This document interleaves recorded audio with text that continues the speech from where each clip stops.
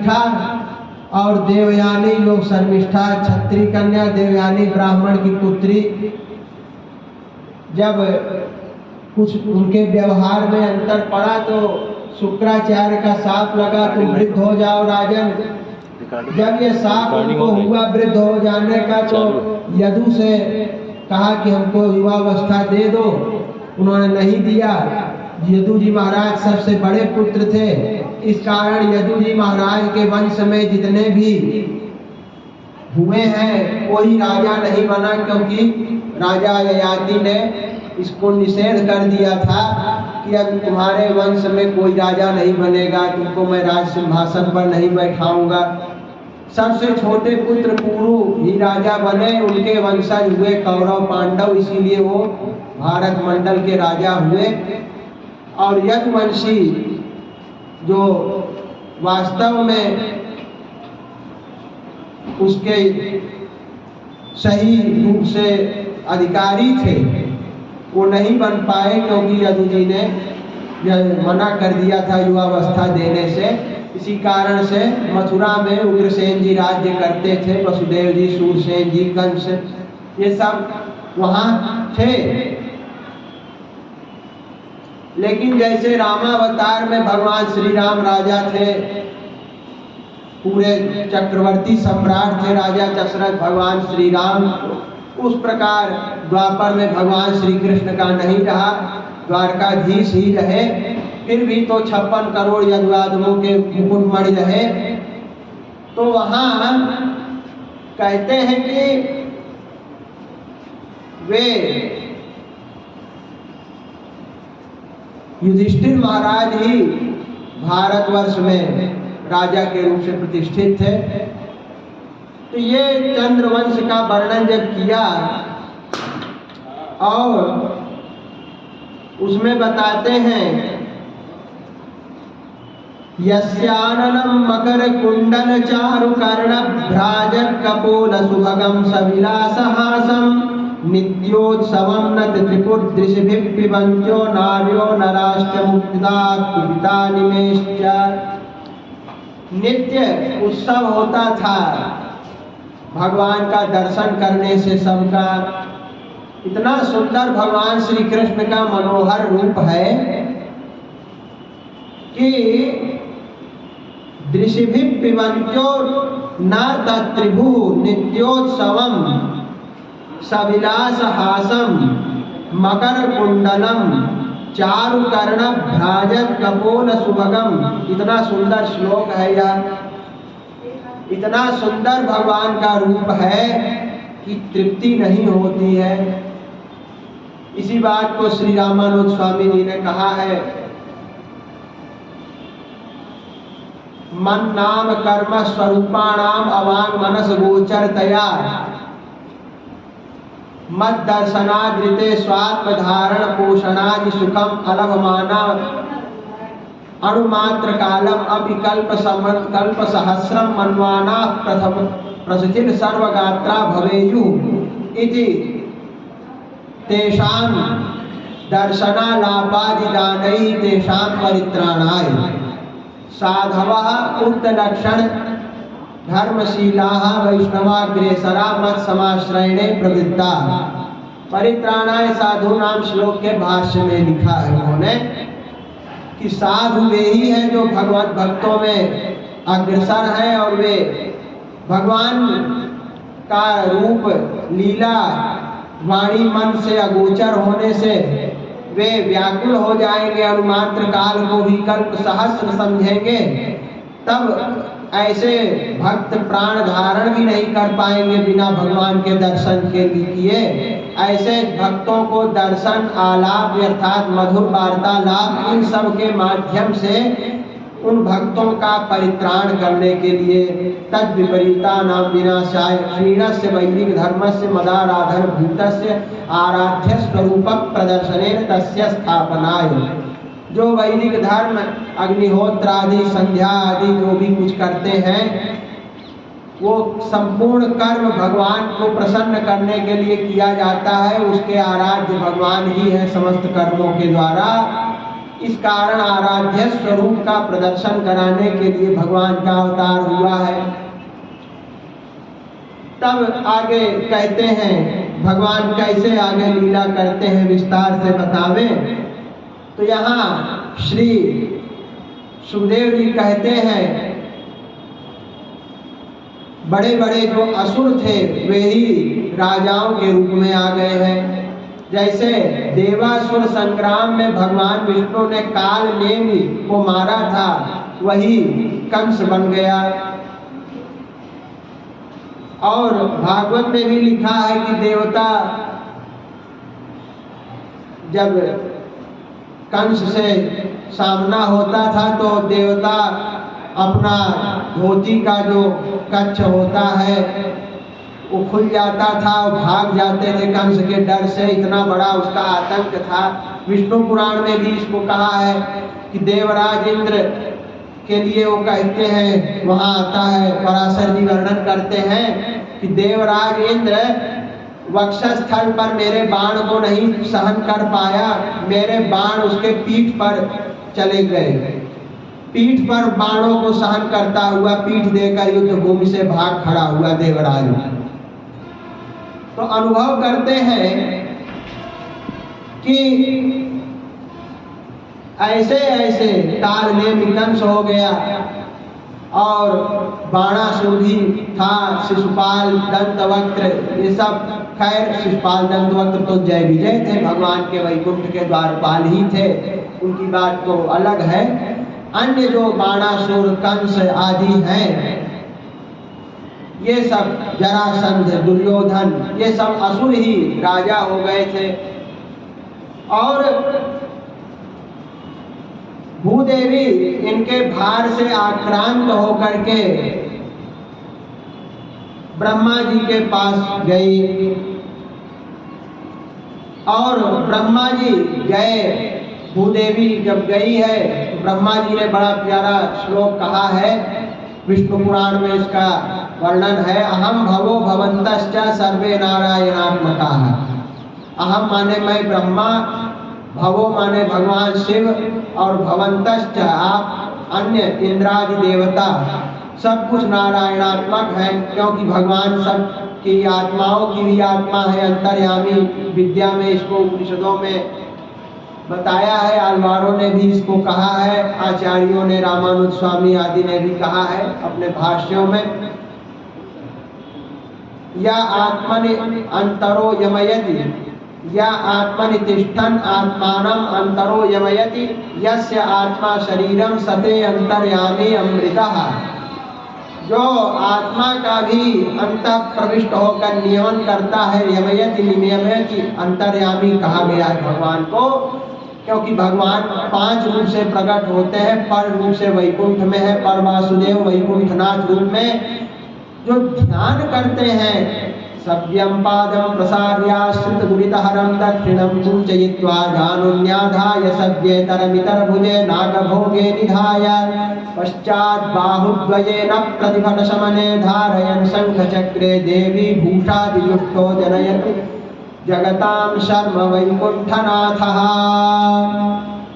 कहते हैं वैकुंठनाथ भगवान जो है उनका नाम पर वासुदेव है, वो पर रूप है। वही भगवान नीचे श्रेणी में आते हैं तो व्यूह वासुदेव बनकर क्षीराब्धिनाथ बन जाते हैं। फिर वही भगवान जब आते हैं तो विभव विगतः भवान यस्य विभवः, भव माने संसार के प्रपंच से जो अलग है, जिसको जन्म कर्म च में दिव्यम, इसके भाष्य में भगवत रामानुज मुनि ने लिखा है कि दिव्यम अप्राकृतम मद साधारणम मम जन्म चेष्टितम च तत्वतः योगेति स वर्तमानं देहं परित्यज्य पुनः जन्म न एति मदीय दिव्य जन्म चेष्टित याथात्म विज्ञानेन विध्वस्त समस्त मत समाश्रय विरोधी पापमा अस्मिन् एव जन्मनि यथोदित प्रकारेण माम आश्रित्य मदेक चित्तो मदेक प्रियो माम एव प्राप्नोति इत्यर्थः। तो वहाँ कहते हैं कि भगवान का जो जन्म कर्म चमे दिव्यम, दिव्यम माने अप्राकृतम, प्राकृत नहीं है। साधारण संसार का जैसा लोगों का जन्म कर्म होता है यानी वैसा भगवान का नहीं है, वो दिव्य है, अप्राकृत है। वो सब सच्चिदानंदात्मक ही है। जैसे भगवान अपहत पापमा और समस्त कल्याण गुणात्मक सब कहकर विष्णु पुराण में पराशर जी ने चिंतन किया है, तो उसी प्रकार से भगवान का जन्म कर्म भी सब होता है। अपहत पापमत्वादि समस्त गुणों को, ईश्वर स्वभाव को धारण करते हुए ही श्री भगवान अवतार लीलाएं करते हैं। तो पर वासुदेव वैकुंठनाथ भगवान, ये भगवान का परस्वरूप। क्षीर सागर में जो रूप है वो क्षीराभिनाथ व्यूह स्वरूप। विभव है जो मत्स्य पूर्व वराह नृसिंह वामन परशुराम श्री राम बलराम कृष्ण कल्कि आदि जो अवतार हैं ये सब विभव है। विभव का दो अर्थ है, विगता भवात् यस्य विभवा, जो भव माया से विगत है वह विभव है, और दूसरा अर्थ विभव का वैभव भी होता है। जैसे कहते हैं विभव से उत्सव किया, विभव से विवाहोत्सव मनाया गया, यानी बहुत वैभव से। अर्थात इस संसार में भगवान अपने वैभव को प्रकट करने के लिए कभी नरसिंह रूप में, कभी वामन रूप में, कभी राम कृष्ण आदि रूपों में आते हैं। तो बताते हैं कि विभव, और फिर है अंतर्यामी। भगवान सब में अंतर्यामी बन जाते हैं। यह पृथ्वी मंतरो अंतरम तिष्ठन, यह पृथिव्याम तिष्ठन, पृथ्वी मंतरो यमयत यस्य पृथ्वी शरीरम सते अंतर्यामी अमृतः। पृथ्वी के भी जो अंतर्यामी है, अर्थात तत्वत्रय का जो चिंतन करते हैं, जीव और जगत दोनों के अंतर्यामी बन के भगवान रहते हैं। तो शेषी हैं, पति हैं सबके। और फिर पांचवा है अर्चा। आलय में, मंदिर में जो भगवान प्रतिष्ठित होते हैं, आगम विधान से जो पूजा होती है, भगवान वो हैं अर्चा रूप में है। इसमें से 4 रूप तो बड़े दुर्लभ हैं। पर रूप जो है भगवान का, वहाँ तो वैकुंठ जाना बड़ा मुश्किल है। बड़े बड़े देवता ब्रह्मा जी भी सहज में नहीं जा सकते हैं वहाँ। क्षीर सागर में भी ब्रह्मा जैसे बड़े बड़े महानुभाव देवता गण ही जाते हैं। और विभव हमेशा नहीं रहता, अधिकारी जनों का ही उस लीला में प्रवेश भी हो पाता है। भगवान कृष्ण का अवतार जो हुआ वो तो 28वें द्वापर के एक कालखंड में 125 वर्ष तक के लिए हुआ, हमेशा नहीं होता। भगवान राम का अवतार हुआ, 11,000 वर्ष उन्होंने राज्य किया, हमेशा तो नहीं रहता। अंतर्यामी जो भगवान है वो योगी जन चतुर्भुज रूप में अंतर्यामी भगवान का चिंतन करते हैं, ध्यान में दर्शन करते हैं। सबों के लिए नहीं, वो भी दुर्लभ है, दुर्गम है। अर्चा रूप जो मंदिर में भगवान हैं, वे सब जीवों के लिए सर्वाधिक सुलभ माने गए हैं। तो भगवान यही सर्वे नारायणात्मक है। भगवान अंतर्यामी जब बनते हैं तो सबकी आत्मा बन जाते हैं। भगवान जीव और जगत की भी आत्मा है, उनके भी शरीरी हैं, इसी को अंतर्यामी कहा गया है। और इसीलिए श्री विष्णु पुराण में कहते हैं कि अहम भवो भवन्तश्च सर्वे नारायणात्मका। मैं ब्रह्मा शंकर जी और इंद्रादि अन्य आप सब देवगण नारायणात्मक हैं, उन्हीं के पास चले। तत्र गत्वा जगन्नाथं देवदेवं वृषाकपिं पुरुषं पुरुषसूक्तेन उपतस्थे समाहितः। वहाँ जाकर जगत के स्वामी देवदेव जो भगवान हैं उनको वृषाकपिम कैसे हैं? कहते हैं भक्तों की सारी अभिलाषाओं को पूर्ण करते हैं, समस्त क्लेशों का नाश करते हैं। पुरुष सूक्त के द्वारा ऐसे श्री भगवान का स्तवन किया। श्री ब्रह्मा जी और अन्य समस्त देवताओं ने आकाशवाणी हुई, वसुदेव गृहे साक्षात् भगवान पुरुषः परः जनिष्यते तत्प्रियार्थं संभवन्तु सुरस्त्रियः। वासुदेव कलानन्तः सहस्रवदनः स्वराट् अग्रतो भविता देवो हरेः प्रियचिकीर्षया। शेषात् ह्यों शस्सता मम, ऐसा कहा है। विष्णोर्माया भगवती यया सम्मोहितं जगते आदिष्टा प्रभुनांशेन कार्यार्थे संभविष्यति। कहते हैं कि शूरसेनो कहते हैं भगवान साक्षात भगवान पुरुषः परः, परम पुरुष भगवान प्रकट होंगे वसुदेव गृह में। उनके प्रिय के लिए आप देव और देवांगनाएं भी प्रकट हो। भगवान वासुदेव की जो कला है सहस्रवदन स्वराट, ऐसे जो आदिशेष है संकर्षण है, वे जो हैं क्योंकि चतुर्व्यूह में प्रद्युम्न अनिरुद्ध संकर्षण ये 3 व्यूह हैं और वासुदेव उनमें प्रधान हैं। ऐसे जो हैं आदिशेष वो भी भगवान के पहले प्रकट होंगे। और विष्णु माया भगवती जो है योग माया वह भी जन्म लेंगी। सूरसेन जी मथुरा में राजा हुए और राजधानी वत्साभूत सर्व यादव भूभुजाम मथुरा भगवान यत्र नित्यम सन्निहितो हरि। सूरसेन जी जब वहाँ के राजा हुए तो बड़ा आनंद हुआ, समस्त यादवों की राजधानी बन गई मथुरा। भगवान यत्र नित्यम सन्निहितो हरि, भगवान का वहाँ नित्य वास है। क्यों? पुराण में कहा ही है कि अहो मधुपुरी धन्या वैकुंठाच्च गरीयसी दिनमेकं निवासेन हरौ भक्ति प्रजायते। मधुपुरी धन्य है, मधुपुरी वहां बैठ के सब मत करो, हटो। मधुपुरी धन्य है, वैकुंठ से भी गरीयसी है, क्योंकि वैकुंठ में तो भगवान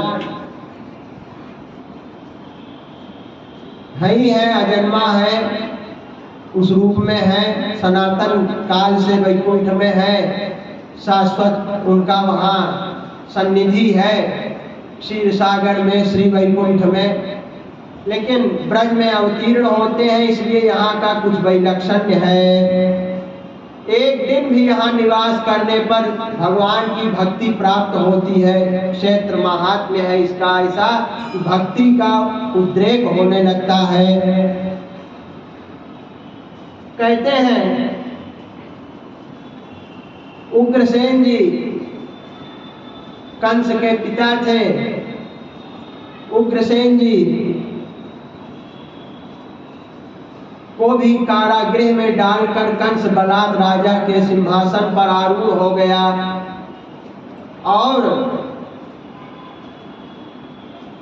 बहुत प्रकार से धर्माचरण करने में उपद्रव करने लगे असुर लोग। अघासुर, बकासुर, प्रलंबासुर, ये सब एकत्र उसने कर लिया सबको। और इस प्रकार से उसने बड़ा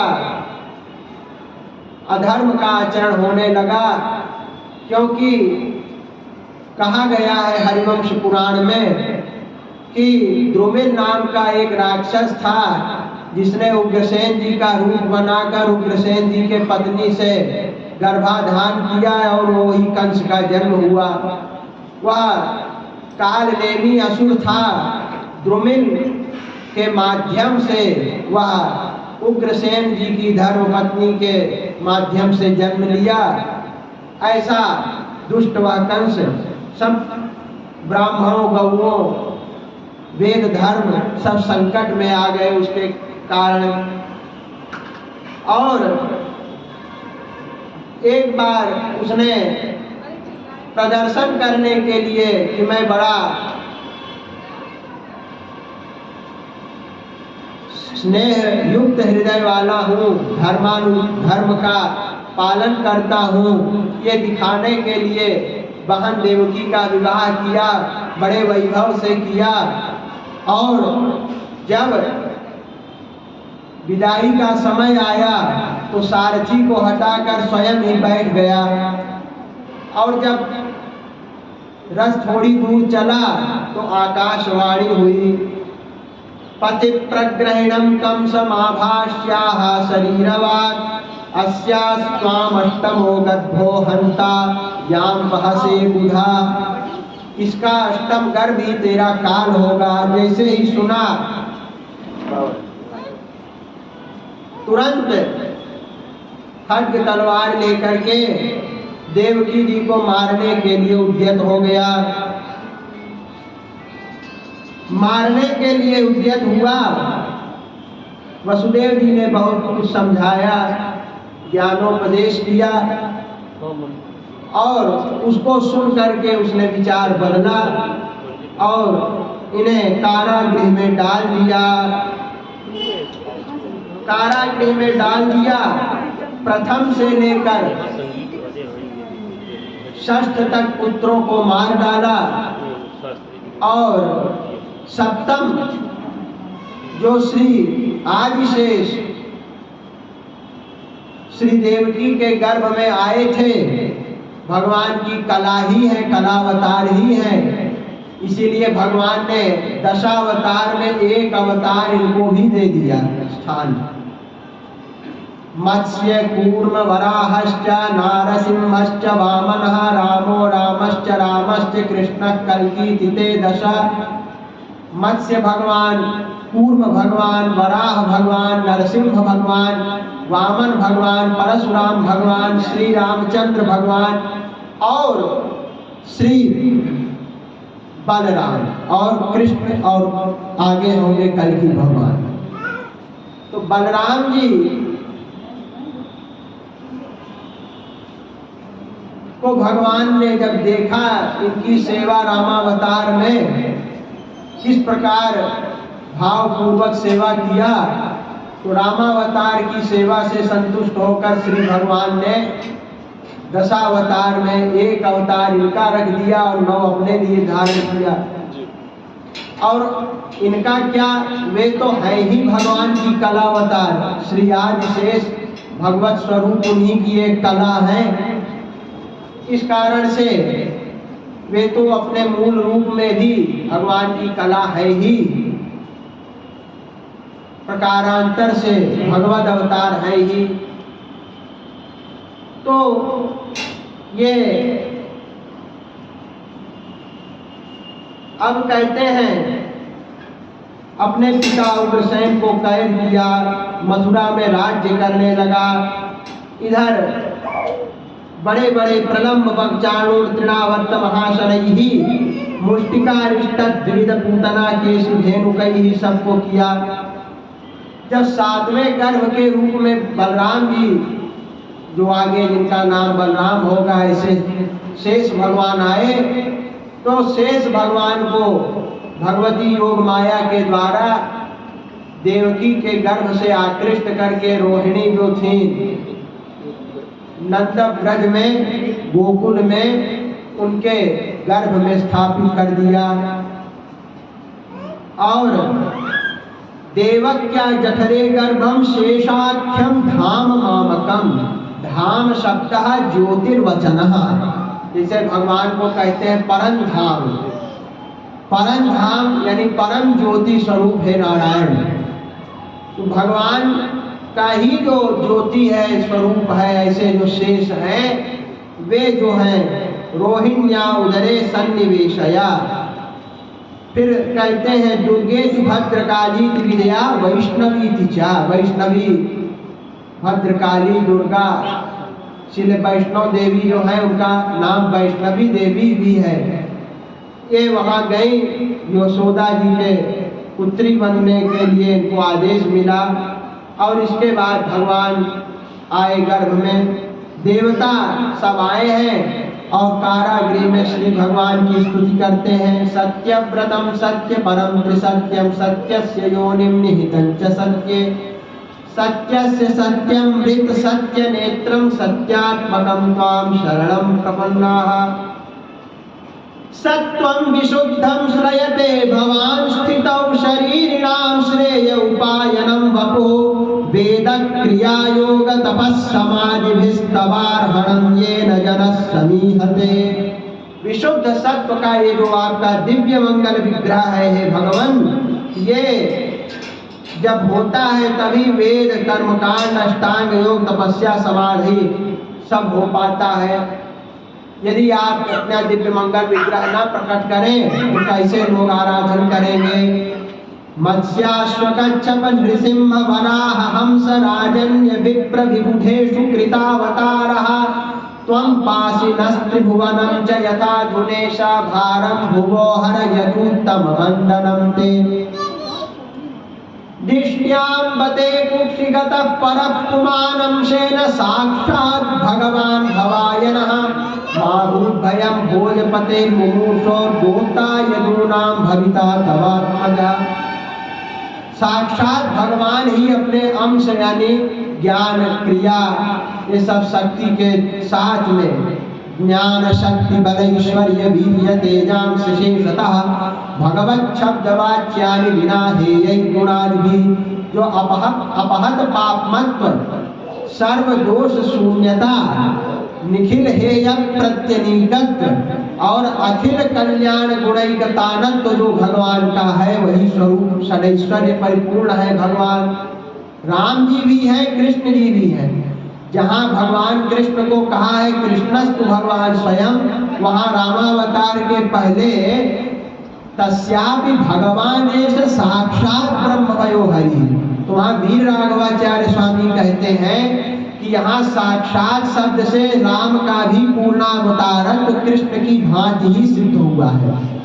अंतर इतना है कि श्री राम जी अगर चतुर्भुज रूप प्रकट कर देते अवतार में, वैसे तो अध्यात्म रामायण रामचरितमानस के अनुसार जन्म के समय किया ही है और स्वधाम गमन के समय तो वाल्मीकि के अनुसार भी किया है। विवेश वैष्णवम तेजस्व शरीरस्य हानुजः, लेकिन लोक में तो नहीं किया, अन्यथा रावणासुर से अवध्य हो जाते। भगवान रावण अवध्य हो जाता भगवान के लिए, क्योंकि वो देव रूप हो जाते चतुर्भुज होने से। इसलिए राम के रूप में मनुष्य रूप में ही रहकर सब लीला किए हैं।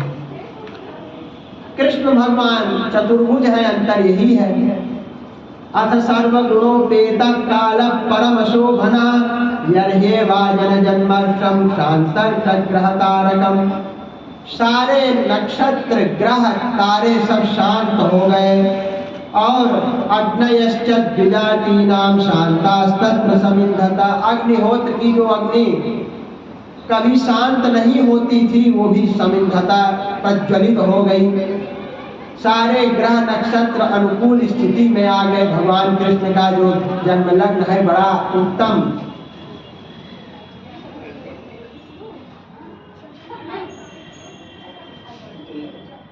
श्री जय जय राधा रमण हरि बोल, जय जय राधा रमण हरि बोल, जय जय राधा रमण हरि बोल, जय जय राधा रमण हरि बोल, जय जय राधा रमण हरि बोल,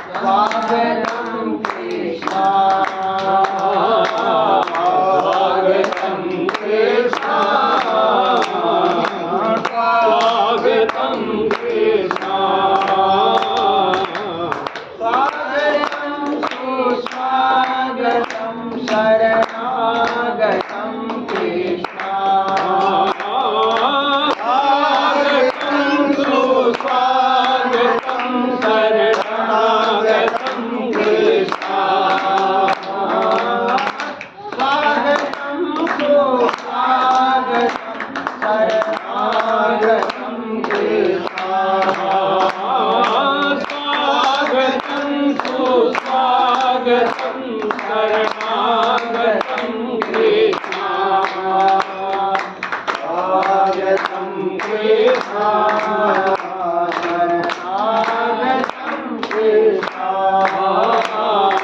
स्वागतं कृष्णा शरणागतं कृष्णा सत्यव्रतं सत्यपरं त्रिसत्यं सत्यस्य योनिं निहितं च सत्ये सत्यस्य सत्यं ऋतसत्यनेत्रं सत्यात्मकं स्वां शरणं प्रपन्नाः स्वागतं कृष्णा स्वागतं कृष्णा स्वागतं कृष्णा स्वागतं कृष्णा। भगवान की स्तुति करते हैं। जब इस प्रकार सब प्रकार से आनंद हुआ तो निशीथे तम उद्भूते जायमाने जनार्दने देवक्यां देवरूपिण्यां विष्णुः सर्वगुहाशयः आविरासीत् यथा प्राच्यां दिशीन्दुरिव पुष्कलः। कहते हैं जैसे कि रात्रि में चंद्र का उदय हो, श्री विष्णु पुराण में सूर्य कहा है, यहाँ चंद्र कहा है, एक ही भाव है। रात्रि में चंद्र का उदय हो वैसे देव रूपिणी साक्षात देव माता अदिति ही तो इस जन्म में देव की है, उनके जो है वहां से भगवान प्रकट हुए। तो कहते हैं जैसे दिशीन्दुरिव पुष्कला, जैसे पूर्व दिशा से चंद्र का उदय होता है, लेकिन पूर्व दिशा से उत्पत्ति नहीं होती चंद्र की, चंद्र का उदय होता है। उत्पत्ति क्या है? वह दृश्यमान हो जाते हैं चंद्रदेव, तो उन्हीं का उदय हो जाता है। उसी प्रकार श्री भगवान भी प्रकट ही होते हैं, ऐसा भी किन्हीं आचार्यों का भाव है। बाकी तो भगवान की लीला है, बड़ी अचिंत्य है, इसको समझना बड़ा कठिन है। लेकिन आचार्य लोग कहते हैं कि जैसे चंद्र का उदय होता है, उत्पत्ति नहीं होती, पूर्व दिशा ने चंद्र को उत्पन्न नहीं किया है, उसी प्रकार श्री भगवान प्रकट हुए हैं, ऐसा अद्भुत दृश्य है। तमद्भुतं बालकमम्बुजे क्षणं चतुर्भुजं शङ्खगदायुधायुधं श्रीवत्सलक्ष्मं गलशोभिकौस्तुभं पीताम्बरं सान्द्रपयोधसौभगं महार्हवैडूर्यकिरीटकुण्डलत्किषा परिष्वक्तसहस्रकुन्तलम् उद्दामकाञ्चङ्गदकङ्कणादिभिर्विरोचमानं वसुदेव ऐक्षत। भगवान वहाँ प्रकट हुए, चतुर्भुज रूप में प्रकट हुए। इसी को भगवत रामानुज स्वामी जी ने कहा है, एष जगदुपकृतिमत्यस्य वसुदेव सूनोः चतुर्भुजम् एव स्वकं रूपं शिशुपालस्य अपि द्विषतः अनवरत भावना विषयं चतुर्भुजम् एव रूपम् उदार पीवर चतुर्बाहुं शंख चक्र गदाधरम्। भगवान की उदार यानी लंबी, पीवर यानी मोटी, महोरस्कम विशाल वक्षस्थल, उनका रूप यही है। राम जी और कृष्ण जी, ये तो कृष्ण कथा कोई भी बोलते हैं, बताते नहीं, लेकिन आचार्य का टीका लेने से, व्याख्या लेने से ज्ञान होता है। भगवान कृष्णावतार में चतुर्भुज रूप ही है उनका। श्री राम जी ने नहीं कहा कि मैं भगवान हूँ, लेकिन भगवान कृष्ण तो महाभारत में कौरव पांडवों के बीच में बोलते हैं, हम सर्वस्य प्रभुओ मत्तः सर्वं प्रवर्तते मयि सर्वमिदं प्रोक्तं सूत्रे मणिगणा इव। जैसे धारे में मणिगण होते हैं, वैसे सब मुझी में ओतप्रोत है, मैं ही सब कुछ हूँ। आहुस्त्वाम ऋषयः सर्वे देवर्षिर् नारदस्तथा असितो देवलो व्यासो स्वयं चैव ब्रवीषि में। सब आपको कहते हैं आप परम ब्रह्म, परम धाम, पवित्रम परमम भवान पुरुषम शाश्वतम देवम आदिदेवमजम विभुम। तो भगवान कृष्ण जो है वो चतुर्भुज रूप में रहते हैं। तो कहते हैं कि महाराज तब हम क्यों देखते हैं उनकी मूर्ति में उनको द्विभुज रूप में? तो उसका उत्तर रामानुज स्वामी ने दिया है, आकम सबधात भुजद्वयम उपसंहृतम पश्चात आविष्कृतम च। कंस को मारने तक भगवान त्रिभुज है, उसके बाद चतुर्भुज है। तो इस तरह कई कई भाव दिए गए हैं। तो ऐसी भगवान के शिशुपाल भी जो द्वेष करता था, उदार पीवर चतुर्बाहु भगवान से ही करता था। तो वहां अनुभव कराते हैं कि देखिए, इसी कारण जय विजय का उद्धार कृष्णावतार में हुआ, क्योंकि यहाँ भगवान अपने मूल चतुर्भुज रूप से उनको मोक्ष किए, तब वो वैकुंठ गए। ये सब रहस्यार्थ है, ये रहस्य अर्थ होते हैं। जैसे कि हमारे यहाँ अष्टाक्षर मंत्र का रहस्य है, द्वय मंत्र का रहस्य है। यहाँ तक कहा गया है कि जो वैष्णव रहस्यत्रय को न जाने, उसका चरण धो के जल कभी न पीना। यानी मूल मंत्र, द्वय मंत्र, चरम मंत्र, इन तीनों मंत्रों का जो रहस्यार्थ श्रीमद् रहस्यत्रय सार में है, उसको जानने वाला जो है, उसी आचार्य का पाद प्रक्षालन करके लेना। ये रामानुज स्वामी अपने अंतिम काल में बताए। तो ये सब गंभीर बातें हैं। तो भगवान जब वहाँ हुए तो वसुदेव जी ने स्तुति किया और कहा कि भगवान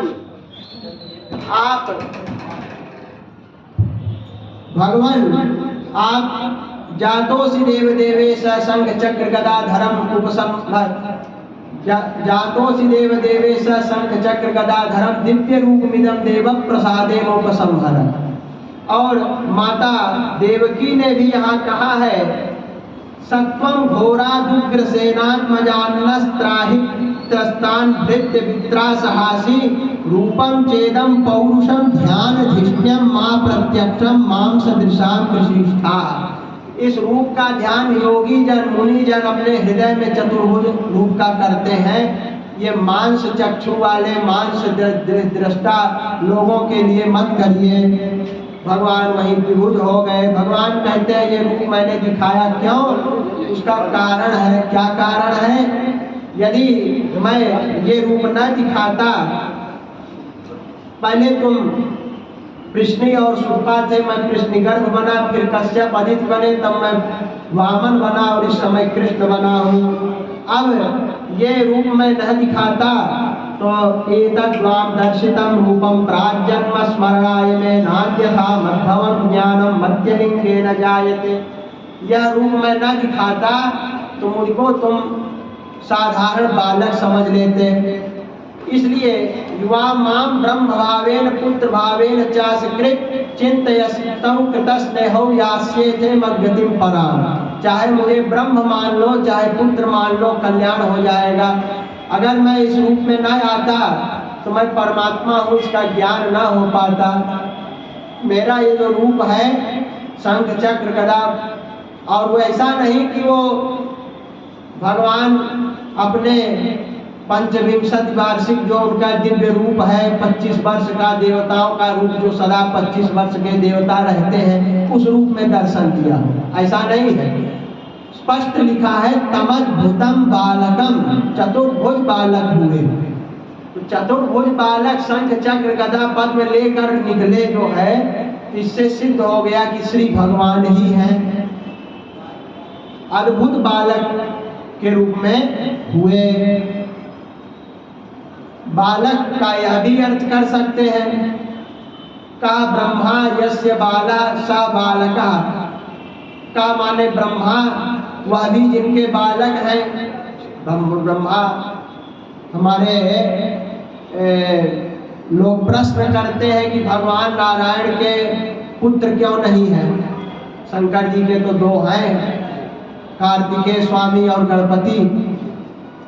आंडाल तल्ली गोदाम्बा जी इसको कहती हैं कामदेव के पिता हमारे स्वामी हैं। तो वहाँ भगवान कृष्ण को कह रही हैं कि वही जो प्रद्युम्न कामदेव का अवतार है वो भगवान नारायण के लिए कहा जा रहा है।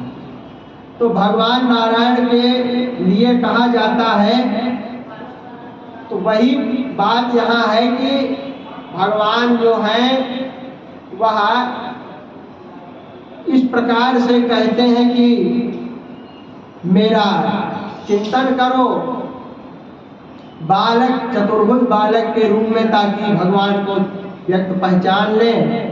आत्म माया अपने संकल्प से अथवा अपनी शक्ति से, विजय ध्वज के अनुसार शक्ति, और जैसा कि गीता में रामानुज भाष्य में कहा है, माया शब्दम वेत्ति प्राणिनाम च शुभाशुभम। भगवान अपनी माया से यानी अपने ज्ञान से सब कुछ जानते हैं, सारे संसार में क्या हो रहा है। ये निघंटु माया वैनम ज्ञानम, इस प्रमाण से जो रामानुज स्वामी ने लिखा है गीता भाष्य में, उसी का अनुसरण किया वीर राघवाचार्य ने। आत्म माया यानी माइक नहीं है भगवान का रूप, माया से बना हुआ। इसीलिए तुलसीदास जी कहते हैं, निज इच्छा निर्मित तनु माया गुण गोपाल। इंद्रियातीत है भगवान, अधोक्षज है, माया के गुणों के परे हैं, इंद्रियों के भी परे हैं।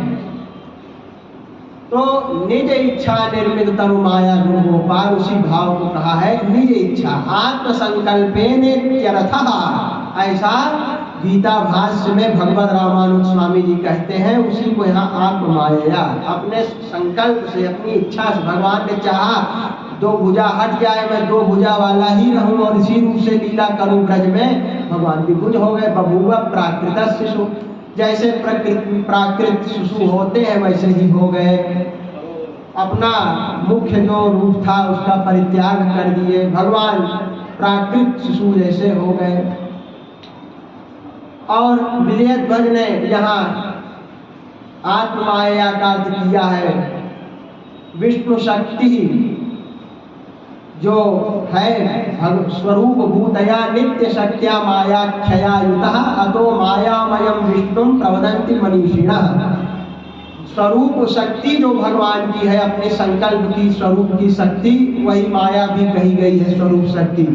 गौड़ीय संप्रदाय के आचार्यों ने और मध्य संप्रदाय वालों ने इस तरह अर्थ किया है।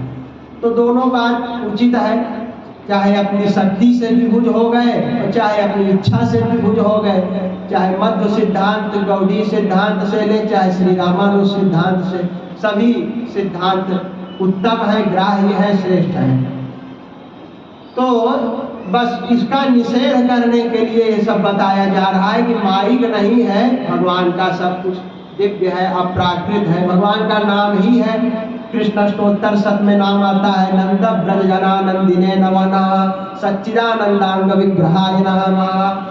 सच्चिदानंद विग्रह एक नाम ही है 108 नामों में। श्री कृष्ण कमलानाथो वासुदेव सनातन, ये अष्टोत्तर शत नाम से तुलसी अर्चना करते हैं श्री भगवान की। उसमें एक सच्चिदानंद विग्रह नाम ही है श्री भगवान का। सच्चिदानंद, सत घन, चित घन, आनंद घन, उनका शरीर जो है सच्चिदानंदमय ही है। तो सच्चिदानंद रूप उनका शरीर जो है माइक नहीं है, ये कोई भगवान के शरीर में सत्य धातु नहीं है, लेकिन जो भी है वह भी सब दिव्य है, उनका सच्चिदानंद रूप है। यहाँ तक कि देह देह विदा चात्र नेश्वरे विद्यते क्वचित, भगवान और भगवान का शरीर यह व्यवहार भी नहीं बोला जाता हमारे श्री वैष्णव संप्रदाय में। क्यों? बोले हमारे पास तो एक जीवात्मा और एक उसका शरीर दो है, लेकिन भगवान और भगवान का शरीर अलग नहीं है। भगवान ही शरीर है, शरीर ही भगवान है। भगवान निज इच्छा निर्मित तनु, माइक शरीर तो है नहीं, अपनी अचिंत्य दिव्य स्वरूप शक्ति का ही उनका दिव्य मंगल विग्रह है। इस कारण से भगवान जो है वो भगवान का शरीर सच्चिदानंद विग्रह कहा गया है। नंद ब्रज जन आनंदी सच्चिदानंद विग्रह, नवनीत नवाहारो नवनीत नटो नखः, नया नया मक्खन खाते हैं, नवनीत नट है, अनघः पाप शून्य है, अघ माने पाप से रहित है। तो कृष्ण अष्टोत्तर शत में इसको कहा है। भगवान यहाँ आए, उधर भगवान के जन्म के बाद योग माया भगवती दुर्गा ने जन्म लिया और यहाँ जो संगीतज्ञ आए हुए हैं, यहाँ आए और अपना व्यवस्था देखें, भजन संध्या वाली जहाँ भी हो शीघ्र आकर के अपना स्थान ग्रहण करें। तो भगवती दुर्गा वहां जन्म लेती हैं कन्या के रूप में यशोदा जी के गर्भ से, और यहाँ वसुदेव जी ले करके चले हैं श्री भगवान को। भगवान ने कहा मुझको ब्रज में पहुंचा दो, भगवान को लेकर चले। यमुना चाति गंभीराम, नाना प्रकार से वर्णन है भागवत में।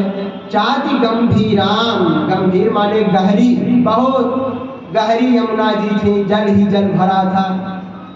पराशर जी श्री विष्णु पुराण में कहते हैं वसुदेवो वहन विष्णुम जानु मात्र बहाययौ।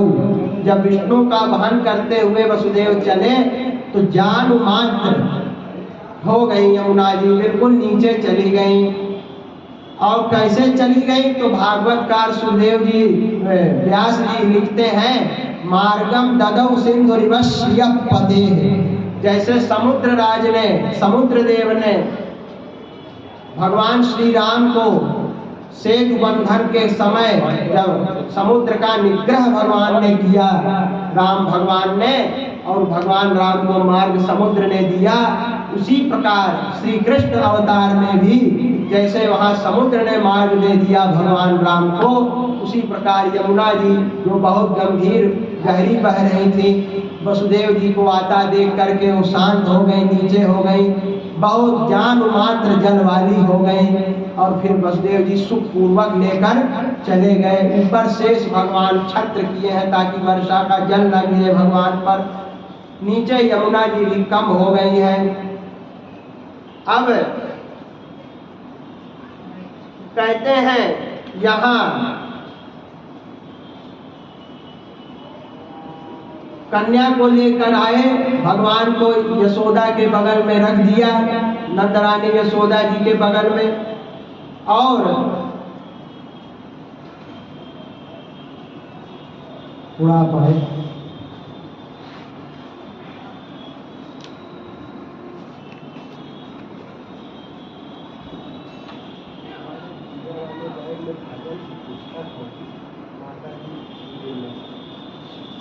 तो यमुना जी ज्ञान मात्र हो गई। और यह इधर भगवान कृष्ण को श्री यशोदा के बगल में रख करके और कन्या को लेकर आया, वसुदेव जी लेकर आए। और जब आए कन्या ने रोना प्रारंभ किया तो उधर से कंस के जितने सब सैनिक गए, जाकर बताया, अरे यह क्या हुआ, अष्टम गर्भ पुत्र के स्थान पर पुत्री कैसे हो गया। कहा महाराज आप जानते नहीं है, हो सकता है इस कन्या का ही पुत्र आपको मार दे। हाँ ठीक कहते हो। इस प्रकार कह करके उस कन्या को उठा करके पाषाण खंड पे पटका। वह कन्या अदृश्यतानुजा विष्णु सायुधाष्टमहाभुजा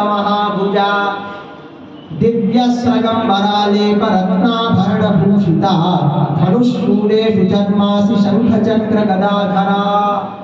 वह 8 भुजा वाली अम्बा दुर्गा हो गई।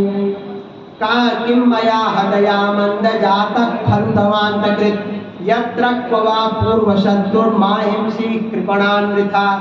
निरपराधों को मारने से क्या मिलेगा कंस, तुम्हें मारने वाले ने तो जन्म ले ही लिया। अब यहाँ कहता है अब मैं क्या करूं, एक बार वसुदेव देवकी को छोड़ दिया। अब कहता है कंस देखो मुझे किसी से भय की आवश्यकता नहीं है। किम क्षेम शूरै विबुधै रसम युग विकत्थनैः रहो जुषा किम हरिणा। भगवान नारायण छुपी हुई जगह पे रहते हैं। कहाँ क्षीर सागर में रहते हैं। हमारे श्री वैष्णवों के जो तीर्थ हैं नूट्रिएंट वैष्णव दिव्य देशम, यानी अष्टोत्तर सत श्री वैष्णव दिव्य देश। देश का मतलब क्षेत्र ही होता है। अब आज के समय में हम लोग इसको प्रदेश कहते हैं, उत्तर प्रदेश, मध्य प्रदेश। पहले ऐसा नहीं था। उत्तर भारत का आदमी दक्षिण जाता था तो कहे हम दक्षिण देश जा रहे हैं, दक्षिण देश वाले हम उत्तर देश जा रहे हैं, कहे हम अपने देश जा रहे हैं। अरे महाराज, आपके फलाने संबंधी कहाँ गए हैं? वो विदेश चले गए, परदेश चले गए। माने देश का स्थान हुआ। और जिसको देश आज कहा जाता है उसके लिए फिर राष्ट्र शब्द का व्यवहार है। तो भारत हमारा राष्ट्र है पूरा का पूरा। आज भी राष्ट्र शब्द का इसी अर्थ में प्रयोग होता ही है। तो भगवान नारायण के जो 108 दिव्य देश हैं, जिनमें 86 तमिल प्रांत में है, 15 केरल देश में है, 2 आंध्र प्रदेश में है, 4 उत्तर प्रदेश में है, 3 उत्तराखंड में है, 1 नेपाल में है और 2 ब्रह्मांड के बाहर है। क्षीर सागर और वैकुंठ दोनों ब्रह्मांड के बाहर हैं। और मुक्तिनाथ है, शालग्राम क्षेत्र जहाँ शालिग्राम मिलते हैं, नेपाल में है। बद्री नारायण, जोशीमठ, देवप्रयाग, ये 3 उत्तराखंड में है। वृंदावन, गोवर्धन, गोकुल, मथुरा, अयोध्या, नैमिषारण्य ये उत्तर प्रदेश में है। द्वारका गुजरात में है। फिर आंध्र प्रदेश में अहोबिल और तिरुपति। फिर तमिलनाडु में 85 क्षेत्र और 15 केरल में। तो इस प्रकार से जो हैं क्षेत्र हैं, इनमें भगवान का जो मुख्य निवास जहाँ है, श्री वैकुंठ और तिरुप्पारकड़ल यानी श्री क्षीराब्धि। तो श्री वैकुंठ और श्री क्षीराब्धि ये दोनों दिव्य क्षेत्र जो हैं वो जगत के बाहर हैं। तो कहते हैं कि रहो दुषा किम हरिणा, भगवान नारायण को रहो दुषा कहीं छुप कर रहते हैं क्षीर सागर में। और शंभुना व वनौकसा, शंकर जी भी कहाँ जंगल में छुपे हैं, कैलाश पर्वत पर। किवेंद्रेण अल्पवीर्येण, इंद्र को तो कहा ही है उसने कि मेरे बाणों की बौछार को पीठ पे सहता हुआ भाग गया था युद्ध भूमि में इंद्र। कंस ने कहा है विष्णु पुराण में। भागवत में भी है, देवता अपने धोती की लांग खोल के भागते हैं भय से। तो कहते हैं ब्रह्मणा व तपस्यता, ब्रह्मा जी तो तपस्या कर रहे हैं, किसी से मुझे भय नहीं है।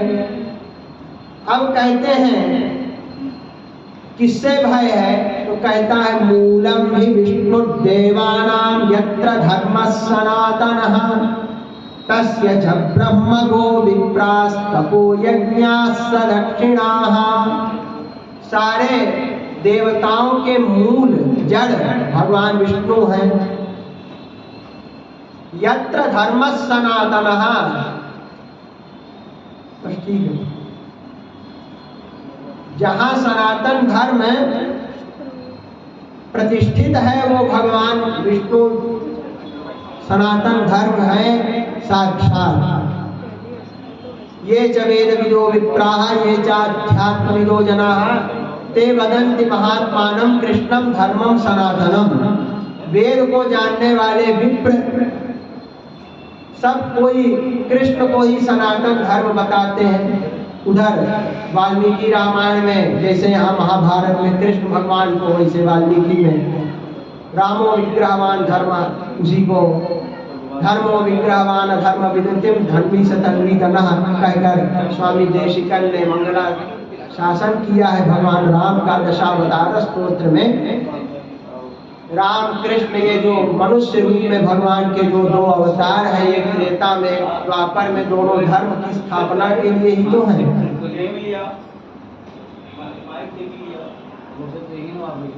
कृष्ण भगवान कौन है?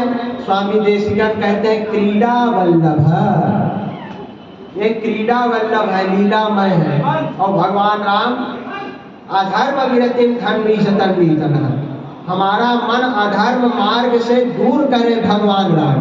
ऐसे धर्म की मूर्ति है कि अधर्म विरतिम धन्वी सतन्वी तनः, धनुष को धारण करने वाले भगवान राम हमारे मन में भी अधर्म ना आने पावे, अधर्म के प्रति विरति वैराग्य को उत्पन्न करें।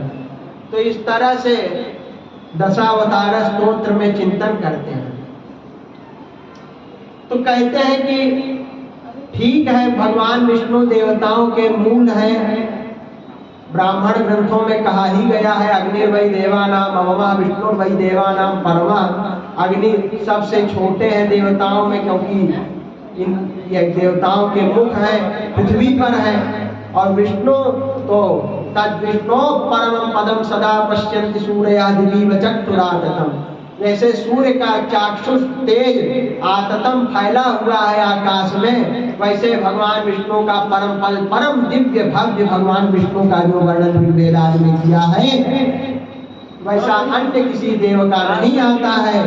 तो भगवान विष्णु जो है वो कौन है? तो कहते हैं परमम पदम, परमेश्वर के रूप से वर्णन है। जैसा वर्णन विष्णु सूक्त में भगवान विष्णु का है, इंद्रादि का किसी अन्य देव का नहीं है, क्योंकि वहाँ परमेश्वर रूप से इन्हीं का वर्णन है। तो वहाँ यह अनुसंधान करते हैं कि विष्णु ही देवताओं के मूल है और उन्हीं में सनातन धर्म है। और तस्य च ब्रह्म, और वहाँ क्या है? तो कहते हैं गौ ब्राह्मण यज्ञ वेद सब उन्हीं के रूप हैं। इस प्रकार सही सर्वसुराध्यक्षो ह्यसुरद्विड गुहाशया तन्मूला देवता सर्वाहा सेश्वरा सचतुर्मुखाः। सारे ईश्वर यानी भगवान शिव, चतुर्मुख यानी ब्रह्मा, सब कुछ उन्हीं में सब प्रतिष्ठित है। अयम ही तद्वधोपायो यज्ञ श्रीणाम जिहिंसनम। भगवान विष्णु के वध का उपाय क्या है कि ऋषि जो है, ब्राह्मणोत्तम ऋषि जो है, उनका ही वध कर दिया जाए। इस तरह ये लोग वार्तालाप कर रहे हैं। मंत्रणा कंस अपने मंत्रियों से सब रसुओं को बुलाकर कह रहा है कि वेद पाठ यज्ञ अग्निहोत्र सब बंद करा दो। इधर ब्रज में श्री पराशर जी कहते हैं कि ददृशे च प्रबुद्धा सा यशोदा जातमात्मजं नीलोत्पलगलश्यामं तथोत्यर्थं पुदं ययौ। कहते हैं यशोदा जी ने जैसे ही बाल कृष्ण को देखा तो अत्यर्थम पुदं ययौ, अत्यधिक आनंद में विभोर हुई। उधर भागवत में भी श्री सुखदेव जी कहते हैं नंद श्री शुभवाच नंदस्त्वात्मज उत्पन्ने जाता ह्लादो महामनाः आहूय विप्रान् वेदज्ञान् स्नातः शुचिरलङ्कृतः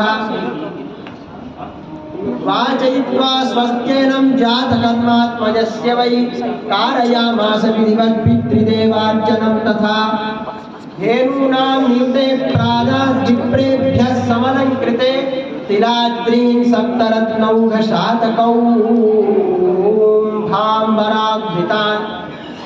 2 लाख गौदान किया नंद महाराज ने।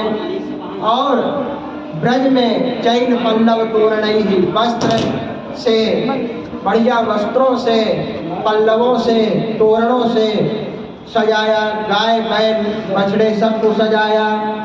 और गोप्य सुमृष्टमणि कुंडल निष्ककंठ्यश्चित्रांबरा पथिशिखाच्युतमाल्यवर्षाः नंदालयं सबलया व्रजति विरेजुर्व्यालोलकुंडल पयोधरहार शोभाः। गोपियां सुंदर मणि के कुंडल धारण किए हुए हैं और निष्क हार पहने हैं। चित्रांबरा, सुंदर सुंदर वस्त्र पहने हैं। शिखाच्युत माल्य वर्षा, सुंदर मालाएं केश में लगी हैं। नंदालयम सवलया, नंद भवन की ओर जा रही है, नंदालय की ओर जा रही है। ता आशीष प्रयुञ्जाना स्थिरं पाहि बालके हरिद्राचूर्णतैलाद्भिस्सिञ्चन्त्यो जनमुज्जको। भगवान श्री कृष्ण जो हैं बाल कृष्ण, उनको आशीर्वाद गोपियां दे रही हैं। नाना प्रकार के बाजे बज रहे हैं। तैस्तै कामैरदीनात्मा यथोचितमपूजयत् विष्णोराराधनार्थाय स्वपुत्रस्योदयाय च।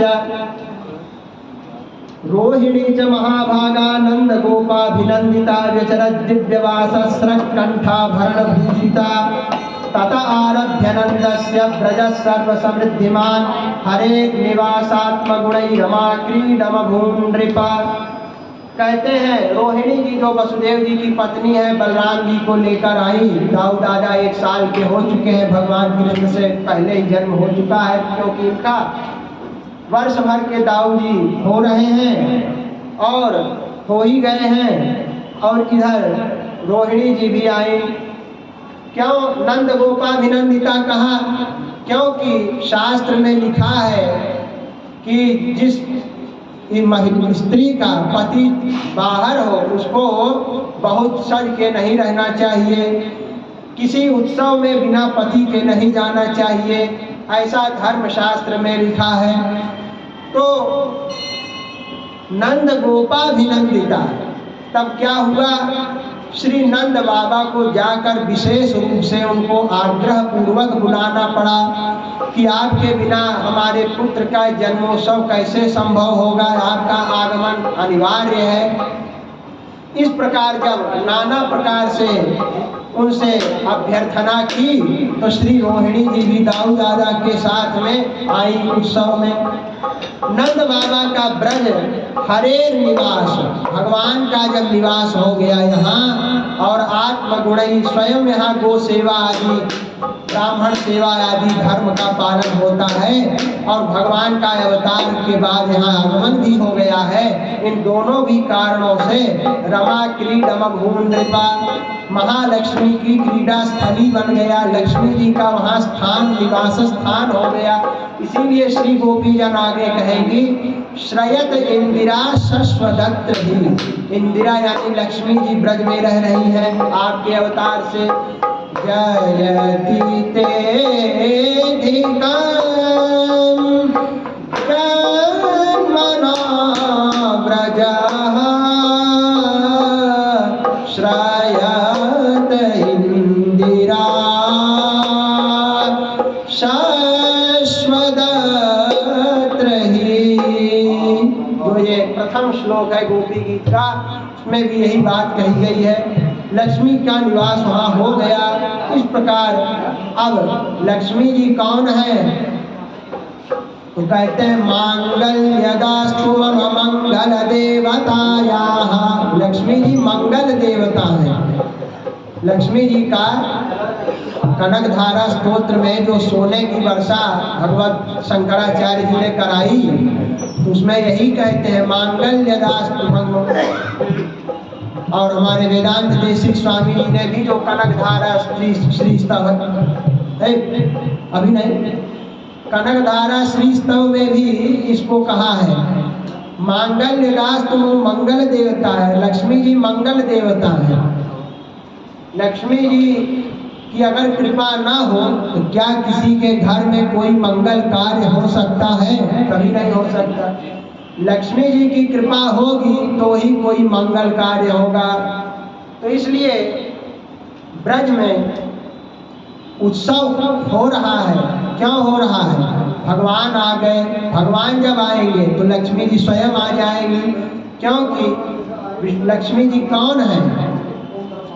कहते हैं राघवत्वे भवत् सीता रुक्मिणी कृष्ण जन्मनि अन्येषु चावतारेषु विष्णोरेशानपायिनी। अनपायिनी है, विष्णु की अनपायिनी है श्री यानी लक्ष्मी, यानी भगवान से कभी अलग पृथक नहीं रहते।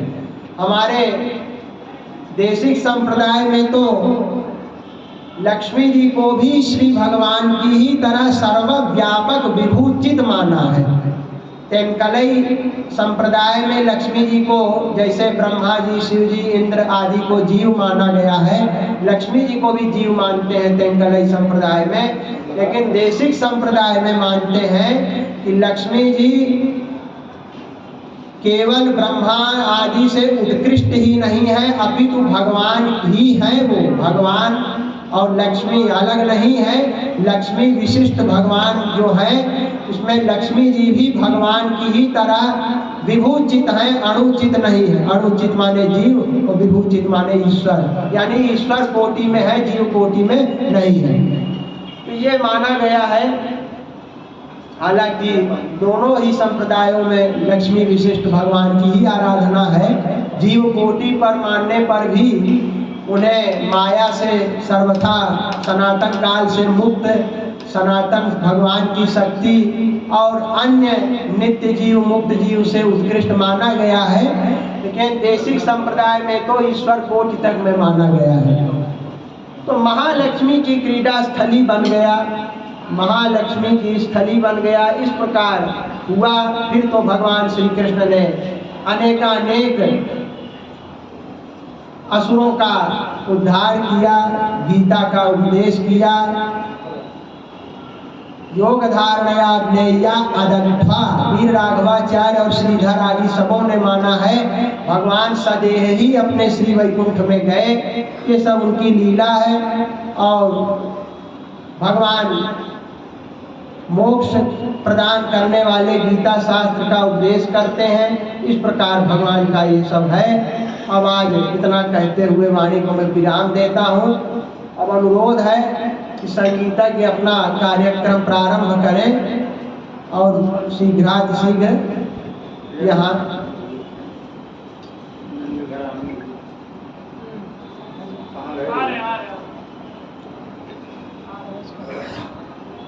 चलिए हम भी कुछ गा देते हैं। बोल दीजिए, वो आ जाएंगे माइक पर।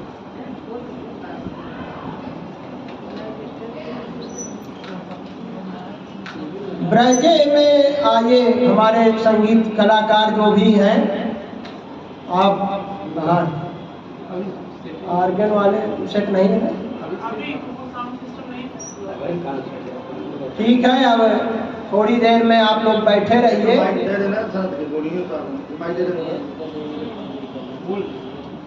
थोड़ी देर में आज संगीत में भजन का कार्यक्रम प्रारंभ होगा।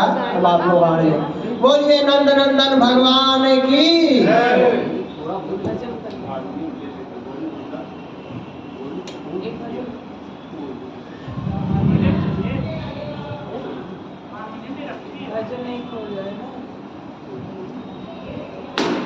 एक माइक सेट करके दे दो जो है।